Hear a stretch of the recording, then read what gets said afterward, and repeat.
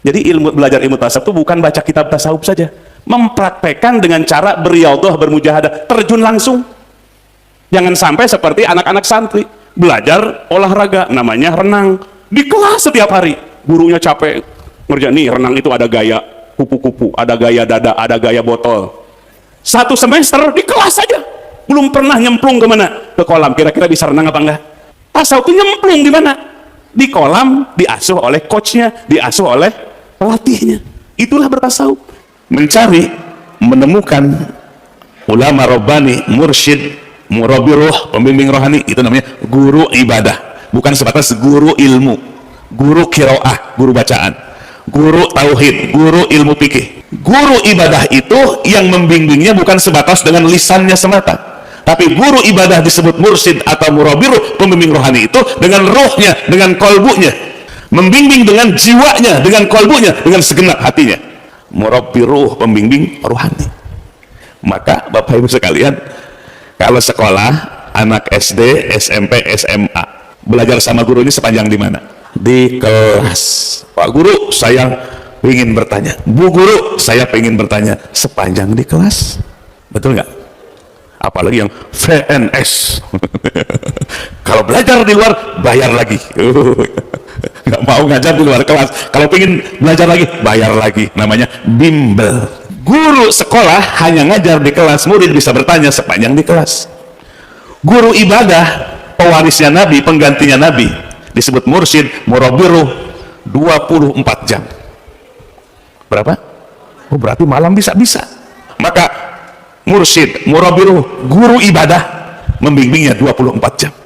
Sepanjang murid itu mengikuti bimbingan mursyidnya, menjaga matanya, menjaga panca inderanya, menjaga hatinya, fi'lul ma'murat, menjalankan perintah Allah, wa tarkul manhiyat, menjalankan larangan-larangan Allah, terus suluk hatinya menuju kepada Allah.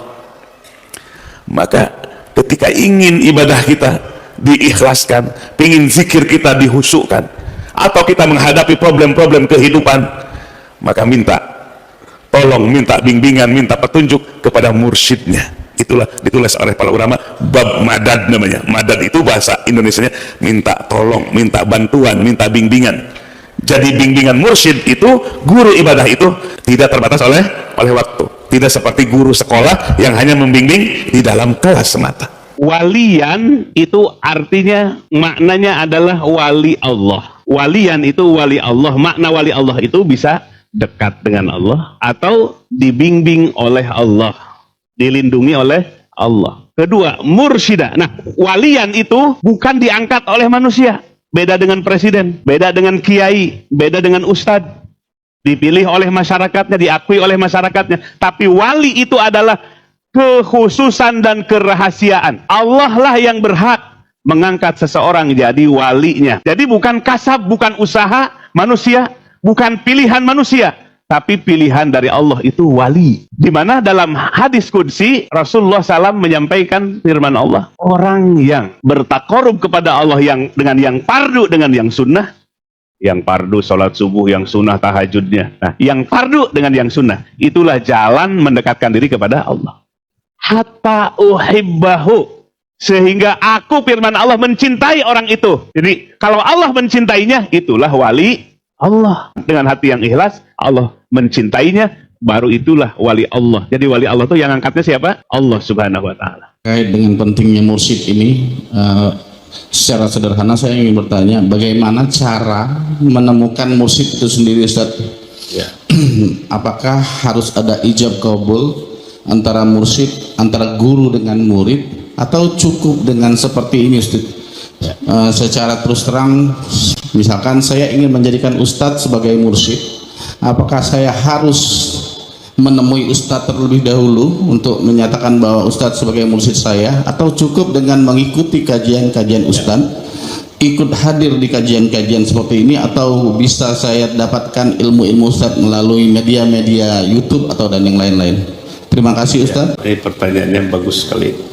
Mursyid atau murabbi ruh, sang pembimbing rohani atau ulama sufi yang pakar di bidang ilmu tasawuf ini, maka ada dua bentuk. Dalam kitab Al-Anwar Al-Qudsiyah fi Ma'rifati Qawaidis Sufiyah karangan Syekh Abdul Wahab As-Sa'rani radhiyallahu an, ada murid namanya tabarruk. Dia muridnya itu bertabaruk kepada mursyidnya. Dengan cara apa? Duduk di majlisnya, dia pahami, dia amalkan. Namanya murid tabaruk, ngambil berkah. Hadir di sini kajian tasawuf, duduk mendengarkan, pahami, ngamalkan, itu sudah jadi murid. Tapi murid tabaruk. Ada yang kedua, kelas tinggi, namanya murid suluk. Murid suluk itu di mana murid tersebut datang kepada mursyidnya itu ingin diakui sebagai murid, ada serah terima.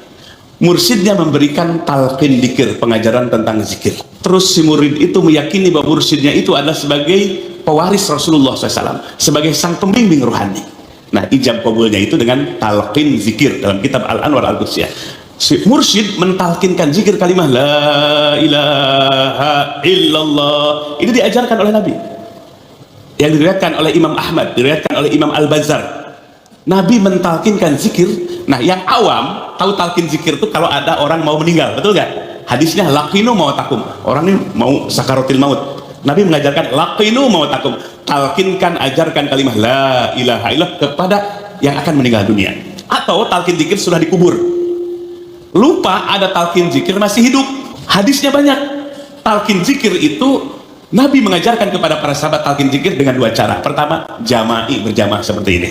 Mursyidnya mentalkan zikir la ilaha illallah, semua muridnya mengikuti la ilaha illallah. Itu menghubungkan hati mursyid dengan muridnya. Dalam kitab Al-Anwar Al-Qudsiyah, orang yang dapat talqin zikir si murid itu, ruhnya, qalbnya tidak akan sendirian, tapi oleh Allah disatukan dengan mursyidnya. Kekuatan spiritual, ada imam di hati muridnya. Siapa? Mursyidnya itu. Nah, kemudian yang kedua, puroda sendiri-sendiri. Hadisnya diriwayatkan oleh Sayyidina Ali, datang kepada Nabi ingin dapat talqin zikir sendirian. Maka Nabi mengajarkan talqin zikir la ilaha. La ilaha itu bukan menghafal bacaan itu. Talqin zikir itu adalah menghunjamkan kalimah la ilaha illallah, kalimat yang paling afdol, kalimat yang dibawa oleh para nabi semuanya, dihunjamkan ke dalam hati yang paling dalam supaya hatinya ahyaan, hatinya jadi hidup. Nabi pun ditalqinkan zikir oleh Jibril alaihissalam dalam surah Muhammad ayat ke-19. Fa'lam annahu la ilaha illallah. Ketahuilah wahai Muhammad, la ilaha illallah, tiada Tuhan yang hak diibadahi kecuali Allah. Dihunjamkan ke dalam hati Nabi, maka Nabi mentalqin zikir kepada para sahabat. Itulah cara supaya jadi murid suluk. Setelah dapat talqin zikir itu, hati murid tidak sendirian lagi, tapi dibersamakan dengan mursyidnya. Mursyidnya dibersamakan dengan mursyid sebelumnya, mursyid sebelumnya, mursyid sebelumnya, sampai kepada hadrah Nabi Muhammad sallallahu alaihi wasallam. Itulah makna dari ayat ya ayyuhallazina amanu kunu ma'as-shadiqin. Perhatikan ayat ini. Hei orang yang beriman, jadilah kalian semua bersama dengan orang-orang yang sodik. Siapa orang sodik itu? Para mursyid, para ulama robbani, dulu para sahabat. Sodikin, orang yang ucapannya, hati dan tindakannya sama, namanya sodikin. Ucapan, hati dan tindakannya sama, disebut sodikin. Dalam kitab Mausu'ah Yusufiyah, bersama dengan orang sodikin dengan dua cara. Ada hissi, secara fisik kita berkumpul seperti tempat ini, atau berjauhan dengan mursyidnya, tapi hatinya merasa bersama dengan mursyidnya. Itu mengamalkan ayat ya ayyuhalladzina amanu kunu ma'as-shadiqin. Perhatikan Bapak sekalian, anak muda nih lagi gandrung dengan pemain apa tuh Korea itu, K-pop.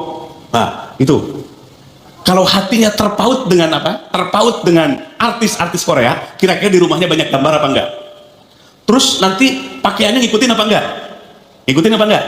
Cara jalannya ngikutin apa enggak? Ngikutin terus. Kenapa? Ada di hati. Seorang murid jamaah yang punya mursyid, pembimbing rohani, dia akan ada di hatinya mursyid itu, sehingga dia akan mengikuti bagaimana guru sholatnya, bagaimana guru berpuasa, bagaimana guru berbicara, bagaimana ketawaduannya, bagaimana akhlak mulianya, akan diikuti terus. Itulah pentingnya makna ya ayyuhalladzina amanu kunu ma'as-shadiqin. Orang yang beriman, hatimu jangan kosong, bersamalah dengan orang yang shadik. Maka Allah yang menyatukan hati dengan mursyidnya, dengan ulama sufinya, sehingga hatinya akan terus terjaga dan terbimbing selalu menuju kepada Allah.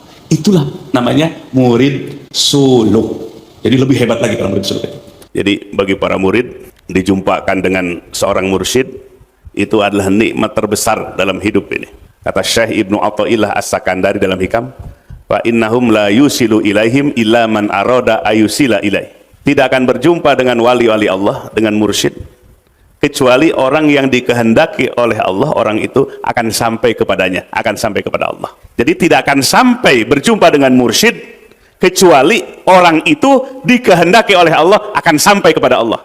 Karena mursyid adalah pintu menuju kepada Allah. Mursyid adalah wasilah media pembimbing yang akan menghantarkan murid kepada siapa? Kepada Allah. Jadi murid punya tujuan hidup yang sesungguhnya. Apa tujuan hidup kita? La maksuda illallah. Tidak ada yang dimaksud, tidak ada yang dituju dalam hidup ini kecuali Allah. Berguru kepada mursyid akan mengenal kepada Allah, akan hati tunduk kepada Allah. Jadi tahu kesalahan diri sendiri, bukan kesalahan orang lain. Kalau berguru kepada mursyid, murabiruh, pembimbing rohani, ulama robani juga, atau disebut ulama pewaris Nabi, yang menggabungkan ilmu zohir dengan ilmu batin. Ilmu zohir mah lewat kepala berpikir, ilmu batin lewat hati, maka tidak akan menimbulkan merasa orang paling berilmu. Kalau belajar kepada mursyid, dia justru merasa banyak aibnya. Yuk kita lihat dalam kitab Tajul Arus. Kitab Tajul Arus dikarang oleh Syekh Ibnu Athaillah As-Sakandari. Beliau mengatakan, idza talabta, apabila engkau mencari man guru yadulluka 'alallah, yang menunjukkanmu kepada Allah, kita jadi mengenal Allah, kita jadi tunduk kepada Allah. Satu, berguru kepada mursyid akan mengenal kepada Allah, akan hati tunduk kepada Allah. Yang kedua, wa yu'arifu bi uyubi nafsik, jadi tahu kesalahan diri sendiri, bukan kesalahan orang lain. Mengenal, mengetahui aib dosa kita sendiri, mengenal kepada Allah sekaligus mengenal ke dalam dirinya banyak dosa, banyak maksiat, banyak kezaliman. Kalau bergurunya kepada ulama robbani, kepada mursyid yang menggabungkan ilmu zohir lewat berpikir, ilmu batin lewat pembersihan hati dan zikir.